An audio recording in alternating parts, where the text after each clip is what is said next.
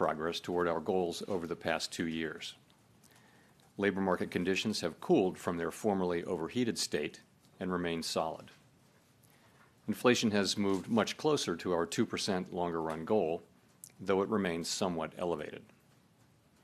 In support of our goals, today the Federal Open Market Committee decided to leave our policy interest rate unchanged and to continue to reduce our securities holdings.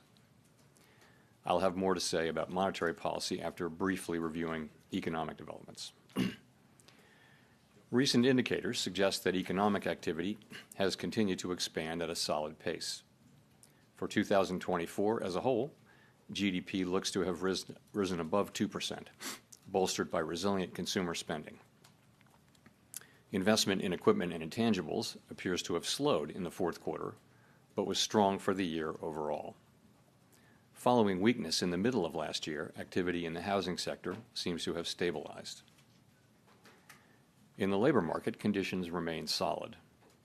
Payroll job gains averaged 170,000 per month over the past 3 months. Following earlier increases, the unemployment rate has stabilized since the middle of last year, and at 4.1% in December remains low. Nominal wage growth has eased over the past year, and the jobs-to-workers gap has narrowed. Overall, a wide set of indicators suggests that conditions in the labor market are broadly in balance. The labor market is not a source of significant inflationary pressures. Inflation has eased significantly over the past 2 years, but remains somewhat elevated relative to our 2% longer-run goal. Estimates based on the Consumer Price Index and other data indicate that total PCE prices rose 2.6% over the 12 months ending in December, and that, excluding the volatile food and energy categories, core PCE prices rose 2.8%. Longer-term inflation expectations appear to remain well anchored, as reflected in a broad range of surveys of households, businesses, and forecasters, as well as measures from financial markets. Our monetary policy actions are guided by our dual mandate to promote maximum employment and stable prices for the American people. We see the risks to achieving our employment and inflation goals as being roughly in balance, and we are attentive to the risks on both sides of our mandate.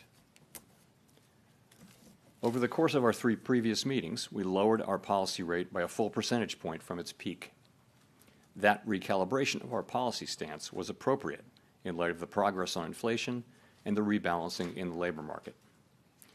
With our policy stance significantly less restrictive than it had been and the economy remaining strong, we do not need to be in a hurry to adjust our policy stance. At today's meeting, the committee decided to maintain the target range for the federal funds rate at 4.25% to 4.5%. We know that reducing policy restraint too fast or too much could hinder progress on inflation. At the same time, reducing policy restraint too slowly or too little could unduly weaken economic activity and employment. In considering the extent and timing of additional adjustments to the target range for the federal funds rate, the committee will assess incoming data, the evolving outlook, and the balance of risks. We're not on any preset course. As the economy evolves, we will adjust our policy stance in a manner that best promotes our maximum employment and price stability goals. If the economy remains strong and inflation does not continue to move sustainably toward 2%, we can maintain policy restraint for longer. If the labor market were to weaken unexpectedly, or inflation were to fall more quickly than anticipated, we can ease policy accordingly. Policy is well positioned to deal with the risks and uncertainties that we face in pursuing both sides of our dual mandate. As we previously announced, our 5-year review of our monetary policy framework is taking place this year.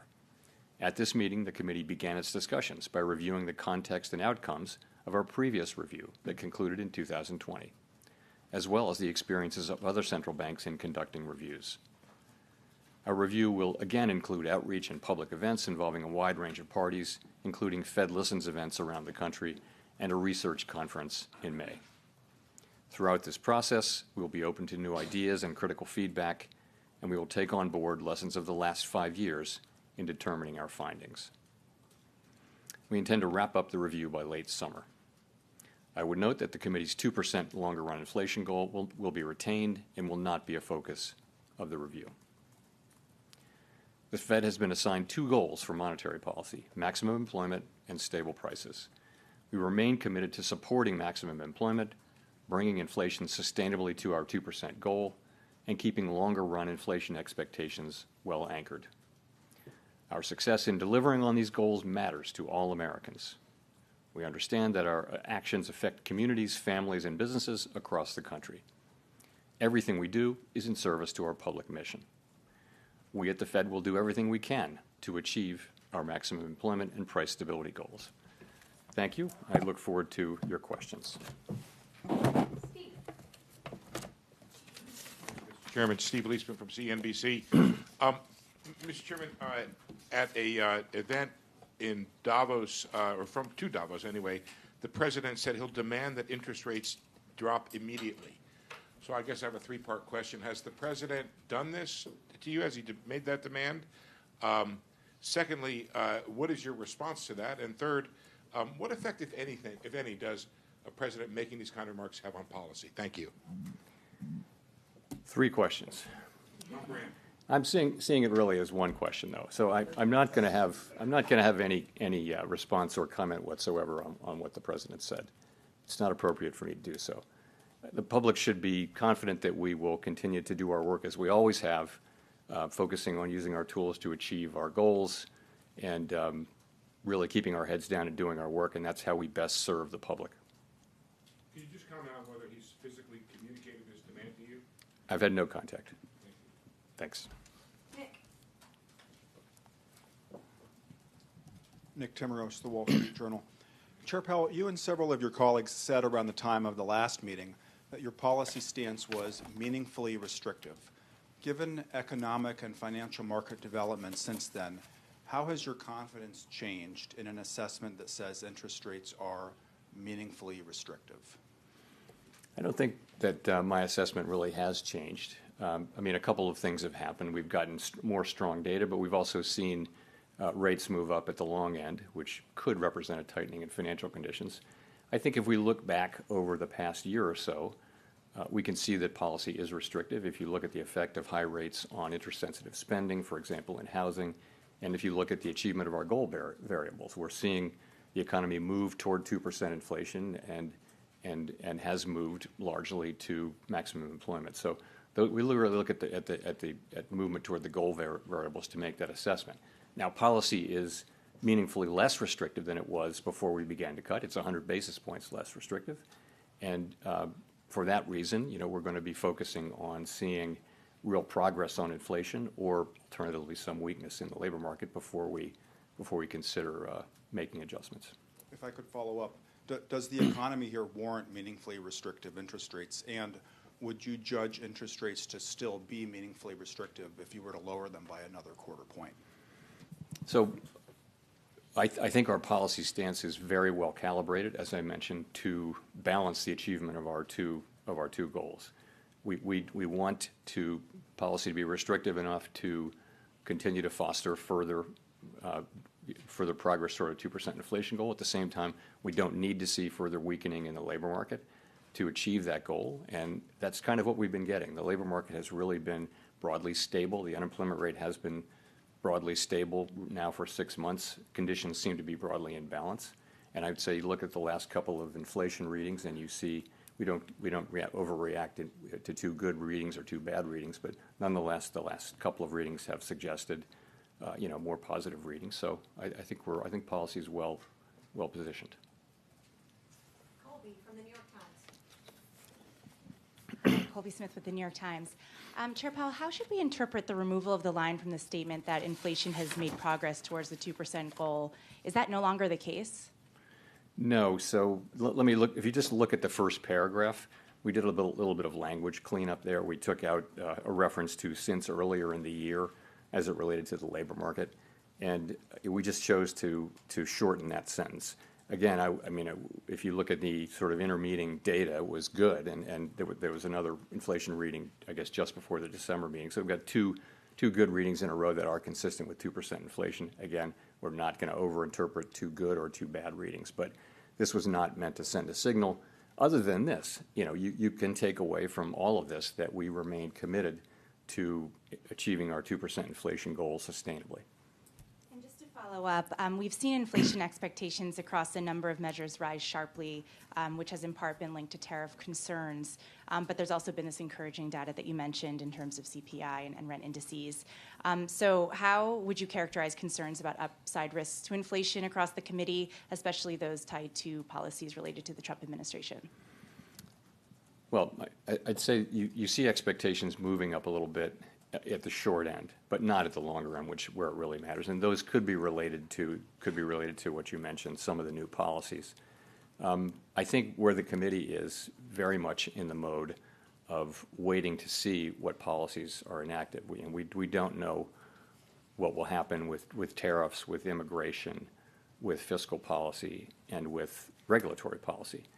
We're only just beginning to see, and actually are not really beginning to see much.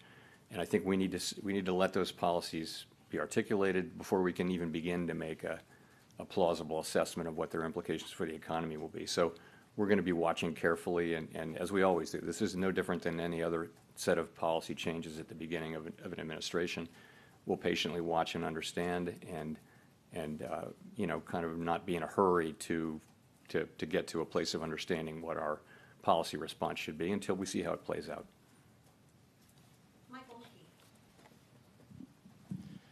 Michael McKee from Bloomberg Television and Radio. You and your colleagues normally condition future policy moves with the phrase, if the economy develops as we anticipate. Is it fair to say that since there's a lot unknown about what this administration's fiscal policies are actually going to be, that you don't have a medium to long-term economic forecast that you can have confidence in? Or if that's not true, can you lay out what you think is going to happen in the economy, how you see it developing?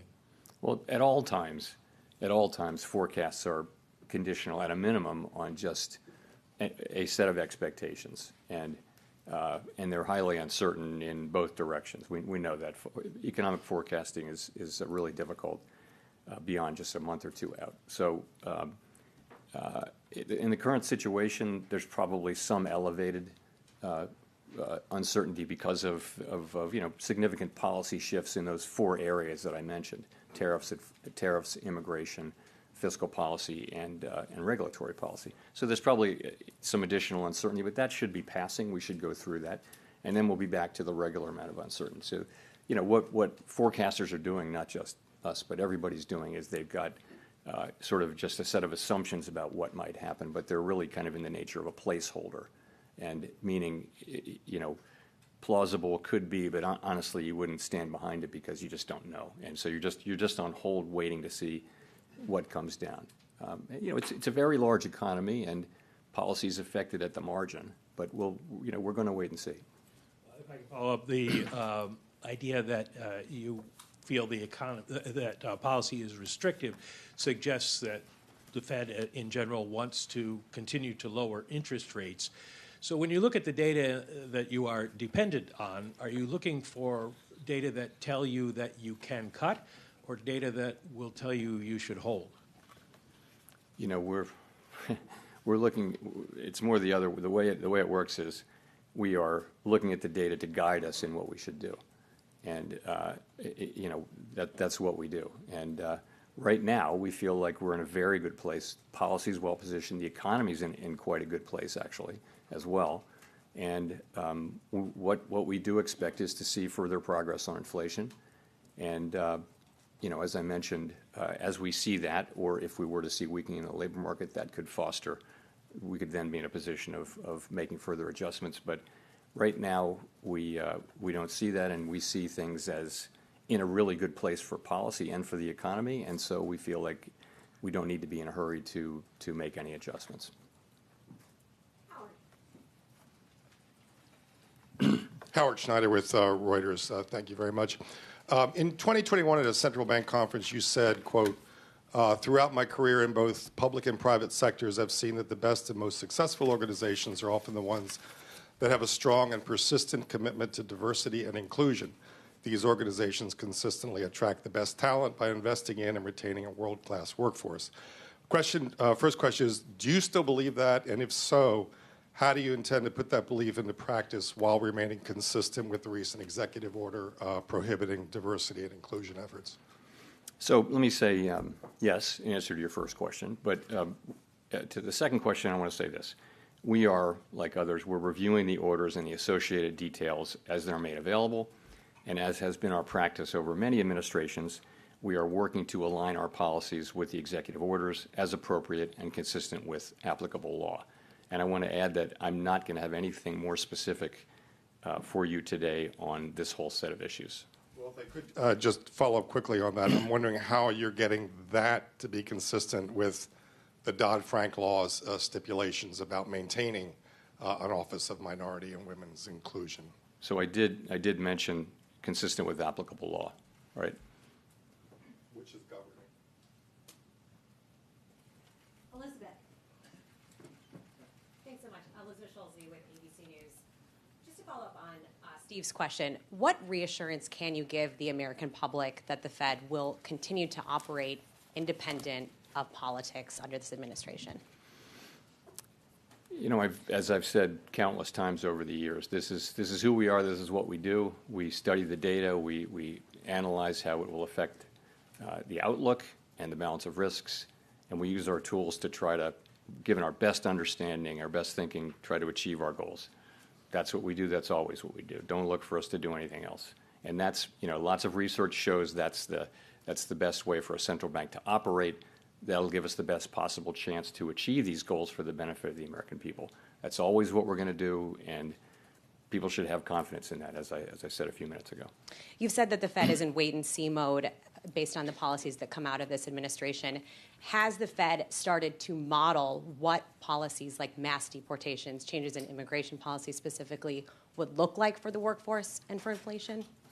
So one of the things our staff does is they look at a range of possible outcomes, and they tend to go from really good to really bad, and it's one of the best things that they do.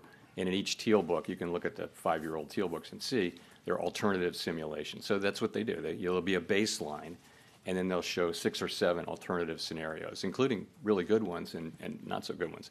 And what those do is they spark, the policymakers to sort of think and understand about the uncertainties that surround this. So yes, the staff does that, and we're all well aware that that the range of possibilities is always broad, and not just now, but always. And it's hard to be open to just how broad the possibilities are for an economy. No one saw the pandemic coming, and it changed everything. So things happen, but yes, we do that. But it's different. It's one thing to do that, to make assessments about what might happen and begin to think about what you might do in that case. But you don't act until you see much more than we see now.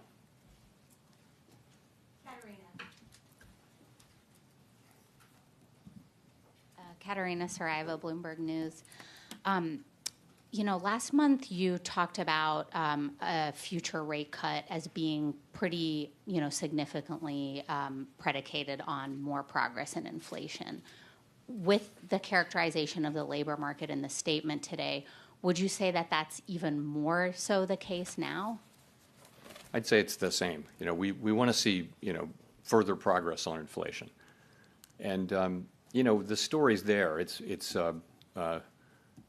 We're just going to have to see the data. At the end of the day, it comes down to 12-month inflation, because that takes out the seasonality issues that may exist. And, we're just going to need to see that. We think we see the pathway for that to happen. One example, a key example, is that you now do see owner's equivalent rent and, housing services, the way it's calculated for PCE. You see that coming down pretty steadily now. And that's the place where most of the remaining gap is. In addition, a big part of the overrun, as you will know, was from non-market services, which don't tend to send much signal. So you can look through all that and think, okay, then we seem to be set up for further progress. But being seemed to set up for it is one thing. Having it is another. So we're going to want to see further progress on inflation. Remember, we're not, we're under 2%, but our goal is 2%, and we do mean to get back sustainably to 2%. And in terms of the labor market, I mean, how is that broadly? You know, you said a broad set of indicators show that it's in pretty solid place. Was there broad agreement on that? There's been a few underlying indicators that are showing perhaps some weakness, a low hiring rate, you know, workers reporting that it's increasingly difficult to find a job. Is that of concern to the committee? So you're right. I mean, we look at, of course, a very broad range. So it starts with unemployment, the unemployment rate, employment, participation, wages, job quits, are people quitting, that kind of thing, the ratio of vacancies to unemployed. We look at all those things, and you put your finger though on it's a low hiring environment. So if you have a job, it's all good, but if you have to find a job, the job finding rate, the hiring rates have come down, and that's more typical of a. Let's say that the unemployment, that the labor market is at a sustainable level. It's not overheated anymore. We don't think we need it to cool off anymore. We do watch it extremely carefully. It's one of our 2 goal variables. But I'd say we watch those things quite carefully. But nonetheless, overall, look at the aggregate data in the labor market. The labor market does seem to be pretty stable and broadly in balance when you've got an unemployment rate that has been pretty stable now for a full half year. Edward. Thank you. Thank you, Mr. Chairman. Edward Lawrence with Fox Business. On employment, now you said there's a broad range of possibilities, but last September you said, quote, "We understand that there's been quite an influx across the borders, and that has actually been one of the things that's allowed unemployment rate to rise." Now that the flow of the border has slowed and we're seeing deportations, how do you expect the unemployment rate to react? You know, so what's happening is that the flows across the border have decreased very significantly, and there's every reason to expect that to continue. But job creation has come down a bit too. So, if those 2 things come down together, that sort of can be a reason for the unemployment rate to stabilize. In other words, the break-even rate, as population growth slows, the break-even rate that you need in new jobs to make jobs for workers declines as well. So that seems to be something about what's happening. You do see a very flat unemployment rate at a time when you've seen significant declines. I want to ask you about Fed employment. I know that tax money is not used here, but Elon Musk alleges that the Fed is, quote, absurdly overstaffed. We've seen the executive branch push to reduce the federal workforce. I just want to get your reaction. You know, we run a very careful budget process. We're fully aware that we owe that to the public, and we believe we do that. I've got no further comment than that. Thanks. Chris Rugaber at Associated Press. President Trump has said he will lower inflation by reducing gas and energy costs. Do you see such costs as a particular driver of inflation, and would lowering them have a dramatic effect? Chris, I'm not going to react or discuss anything that any elected politician might say. So I'll give you a mulligan. Okay, thank you. Well, nearly 2 weeks ago, the Fed said it was withdrawing from the network for greening the financial system, even as we have significant wildfires in Los Angeles doing billions of dollars in damage. And of course, the NGFS, as you know, is a group to talk about how the financial system could address climate change. Many commentators did see the timing as political. Why did you leave that organization? Can you explain that decision? Sure, I'd be glad to. So we considered this, really at length, and we did decide to withdraw from the NGFS. And really the reason is that the work that the NGFS does has broadened very significantly. Think about nature-related risks and biodiversity and things like that.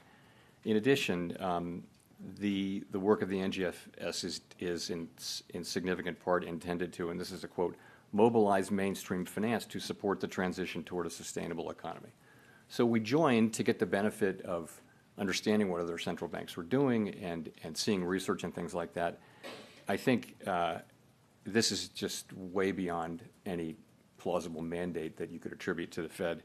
And so we have a quite narrow role, as I've said many times, and I think that the activities of the NGFS are not a good fit for the Fed, given our current mandate and authority. So, and I just think it was time to acknowledge that. This process dates back, thinking about it dates back a couple of years. I made the decision to bring this to the board, some months ago. The process just took time to get here, and this is when we got it and voted on it. So, and I'm aware of how it can look, but it was really not driven by politics. It was driven by kind of the disconnect between the work of the NGFS and our mandate. Other central banks have different mandates and belong to the NGFS. We have no criticism of them, but it just isn't. It's not right for the Fed.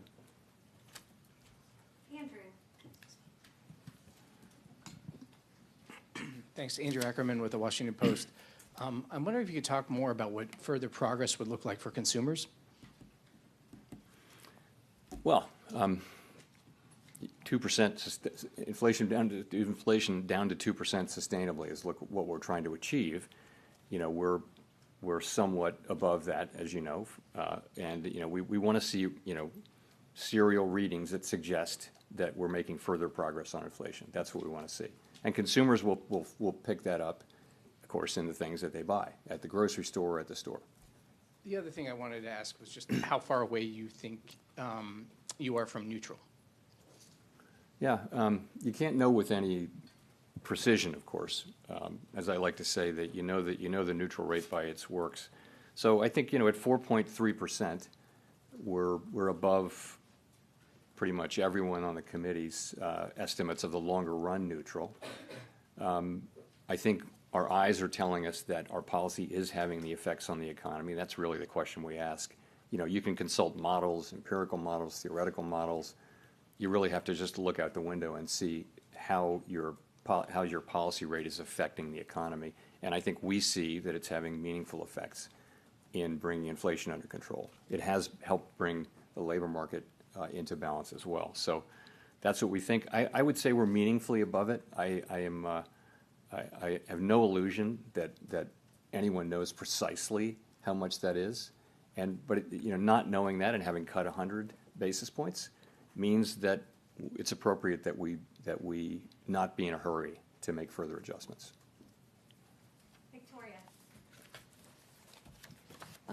Victoria Guido with Politico.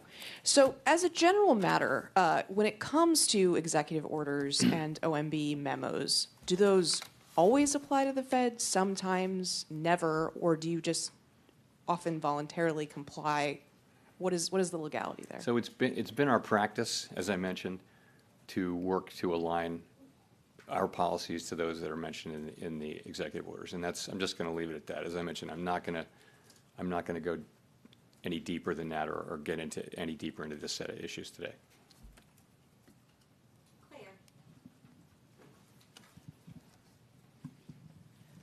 Claire Jones from the Financial Times. Two questions, if I may, on tariffs. Well, first of all, we've seen global trade wars before, notably in 2019, last time around, but then we were in a very different place on both inflation and growth. If we see tariffs of the same sort of magnitude that we got then, which I know is big if, what do you think might be different this time around? And secondly, Tiff Macklem said there was no doubt that the threat of tariffs was a big driver of the cut by the Bank of Canada today. What sort of information would the Fed need to see on tariffs before it was willing to take such a preemptive move? Thank you. Sorry. What sort of information would you need to see on tariffs? Would you need to see a strategy, actual implementation, actual movement of inflation expectations before you're actually willing to change the path of monetary policy on the basis of it? Yeah, so first of all, things are a little different now. We've just come through a high inflation period, and you can argue that both ways. You can say that companies have figured out that they do like to raise prices, but we also hear a lot from companies these days that consumers have really had it with price increases, and so I don't know how that shakes out. Nonetheless, you're coming through a situation where we're not quite back to 2%, and that's just different. In addition, the kind of footprint of trade has changed a lot as trade is now spread around. It's not as concentrated in China as it was. There was a lot more manufacturing. It moved to Mexico and other places. So there are differences, and I just think the range of possibilities is very, very wide. We just don't know, and I don't want to start speculating, as tempting as it is, because we really don't know. And we didn't know, by the way, in 2018. Yeah, we didn't really know, and the range of possibilities very, very wide. We don't know what's going to be tariffed. We don't know for how long or how much, what countries. We don't know about retaliation. We don't know how it's going to transmit through the economy to consumers. That really does remain to be seen. There are lots of places where that price increase from the tariff can show up between the manufacturer and the consumer. Just so many variables. So we're just going to have to wait and see. And the best we can do is what we've done, which is study up on this and look at historical experience, read the literature, and think about the factors that might matter. And then we'll just have to see how it goes. Courtney.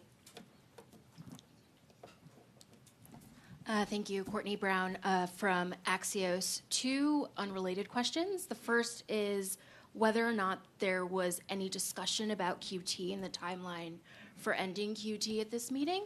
And then the second question is just, I wonder if the AI-prompted sell-off in the stock market this week signaled anything to you about the state of financial conditions? So let's talk about runoff. So the most recent data do suggest that reserves are still abundant. Reserves remain roughly as high as they were when runoff began, and the federal funds rate has been very steady within the target range. We track a bunch of metrics, and they do tend to point to reserves being abundant. We do intend to reduce the size of our balance sheet to a level that's consistent with implementing monetary policy efficiently and effectively in our ample reserves regime. We're closely monitoring a range of indicators to assess conditions, and that should provide signals whether reserves are approaching a level that could be judged as, quote, somewhat above ample. I don't have anything to say to you about particular dates. It's just that's the process, and what we see is that the rates do appear to be abundant. As always, we stand ready to take appropriate action to support that smooth transition of monetary policy, including to adjust the details of our approach for reducing the size of the balance sheet in light of economic and financial developments.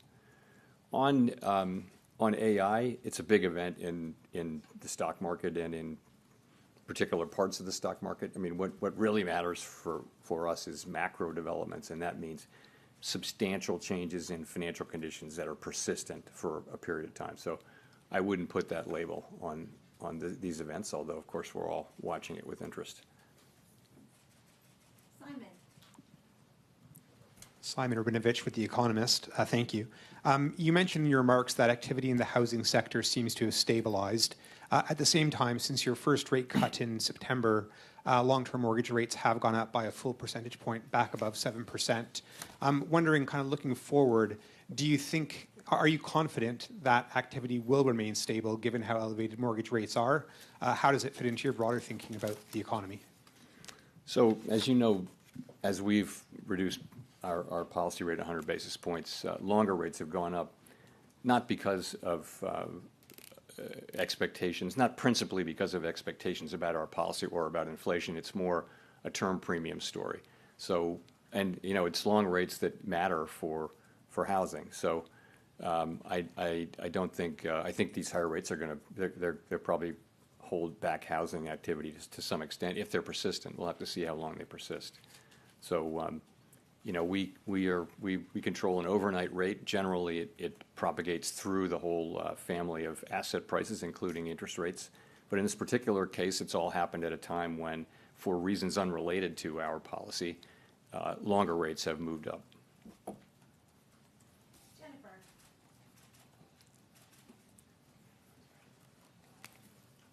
Thank you, Chair Powell. Jennifer Schonberger with Yahoo Finance. You said you want to see further progress on inflation. Given that households appear to be unhappy with the elevated level of prices, do you believe the committee should wait until inflation has fallen back to target to cut rates again? No, I wouldn't say that. We've never said we need to be all the way at target to reduce rates. At any time, what we're doing is we're looking at the economy and asking whether our policy stance is the right one to achieve maximum employment and price stability. So I think if we would want to see further progress, but we think our, as I mentioned, we think that our policy stance is restrictive. meaningfully restrictive, not highly restrictive, but meaningfully restrictive.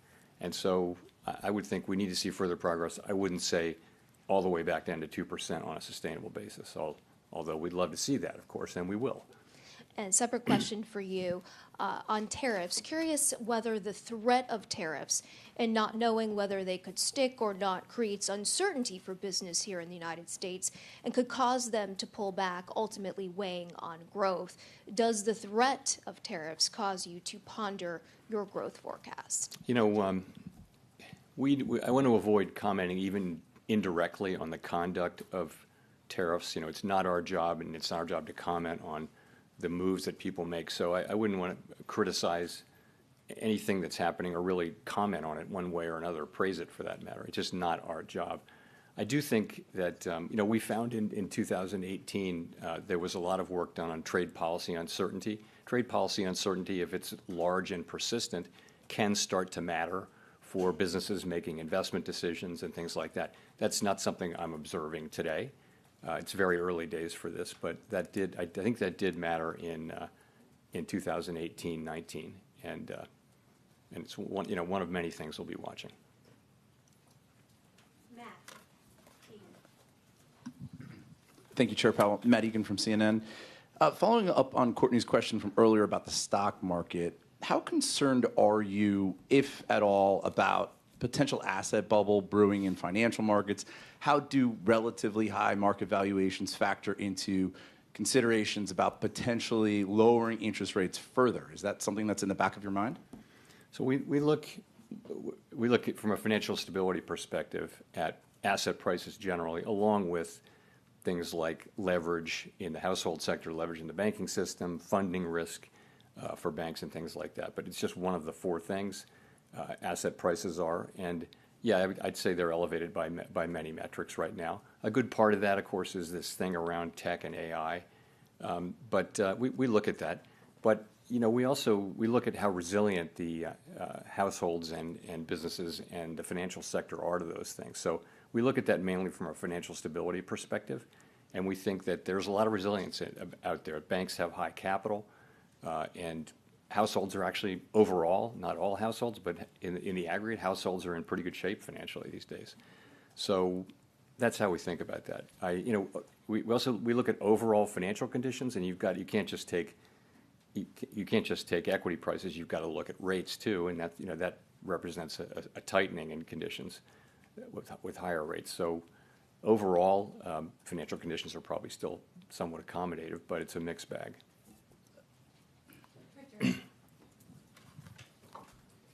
Hi, Chair Powell. I'm Richard Escobedo with CBS News. One question for you. This month's statement notes that unemployment is stabilized at a low rate and that the labor market is solid. You walked through some of what's driving this, but I wonder what risks you see that might challenge your assessment. Well, the things we discussed earlier. One is that there's a low hiring rate, and so that if there were to be a spike in layoffs, if companies were to start to reduce headcount, you would see unemployment go up pretty quickly because the hiring rate is quite low. So that's one thing we look at. I think it's worth pointing out that for lower income households, they're under significant pressure, and in the aggregate, the numbers are good, but we know that people at the lower end of the income spectrum are struggling with costs, and really it's high inflation for the basics of life. It's not so much the inflation now; it's the price level, because inflation has raised prices. Inflation is now much closer to target, but people are really feeling that. But overall, this is a good labor market. You're at 4.1% unemployment. That's just a really good level, and you've been solidly there now for 6-7 months. And job creation is pretty close to a level that will hold the unemployment rate there, given that there'll be much slower population growth. One more question. Some of the uncertainty around immigration policy, is, in your assessment, is that making it harder for businesses and the Fed to plan going forward?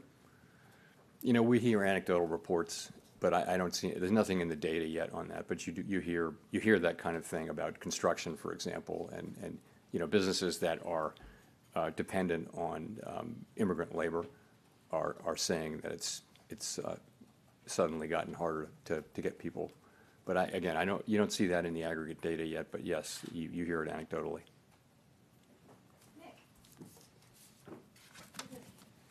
Thank you, Chair Powell. Nicholas Jasinski from Barron's. The uncertainty is certainly a theme today, and I'm wondering, are there any periods from your career or as it relates to markets, the economy, what's going on here in Washington and beyond, or from lessons from history that may provide some guidance for a central banker operating in uncertain times like today? I guess I'd say this. Uncertainty is with us all the time. It is human nature, apparently, to underestimate how fat the tails are in a way. The possibility, we think of things in a normal distribution, and in the economy it's not a normal distribution. The tails are very fat, meaning things can happen way out of your expectations. It's never not that way. I wouldn't, if you think about it, think about the first few months of the pandemic. That was uncertainty. Are we going to be able to reopen the economy? If so, when? How much of it? How long will it take? That was uncertainty.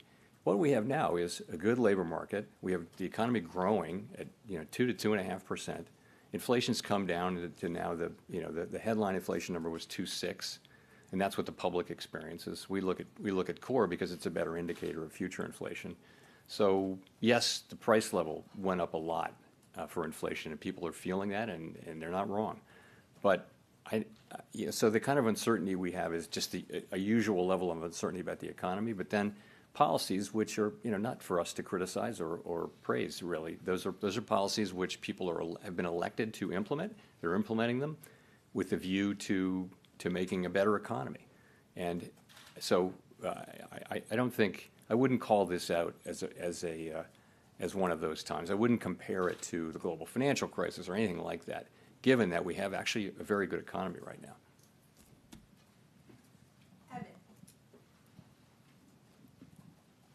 Evan Reiser with Market News International. Chair Powell, is a March cut still on the table? And then additionally, are you looking to see better than expected data on inflation to cut? Or are you looking for inflation data that roughly aligns with current forecasts? So as I mentioned, the economy's strong, the labor market's solid. Downside risks to the labor market appear to have abated, and we think disinflation continues on a slow and sometimes bumpy path. That tells me, and the other members of the committee, the broad sense of the committee actually is that we don't need to be in a hurry to adjust our policy stance. Your second question was? Whether or not you need to see better than expected inflation data or just inflation data that roughly aligns with your current forecasts?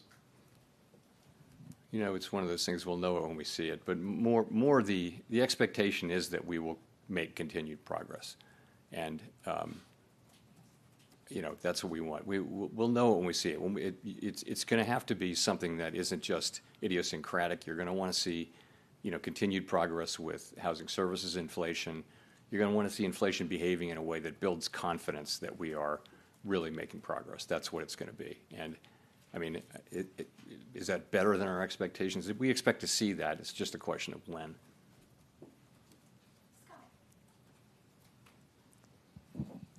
Hi, Chair Powell. Scott Horsley from NPR. In your 5-year review, you said the 2% inflation target won't be on the table. Can you talk a little bit about why? Is that because you think that's the right target, or is it because you don't want to move the goalpost mid-game, or what's behind that? I think that goal has served us well over a long period of time. It's also the sort of global standard. I think that if a central bank wanted to look at changing that, you wouldn't do it at a time when you're not meeting it anyway. I would not look at changing it anyway, but I certainly wouldn't look at it at a time when you're not meeting it. I mean, there's just no interest at all in changing it. If I'm being at all unclear, we're not going to change the inflation goal anytime soon. And 5 years ago, if I can paraphrase what y'all decided, it was you're going to not raise interest rates preemptively to head off inflation until you see sort of the whites of the eyes of inflation, because the solid labor market was so beneficial. Have the last few years changed your thinking about that? So what we really said was that we wouldn't look at a strong labor market and raise rates unless we saw some evidence of inflation. So the thought was that we'd seen really low levels of of unemployment with no sign of inflation. So why would you preemptively want to put people out of work in the absence of any kind of any evidence that suggested that this was not a sustainable level?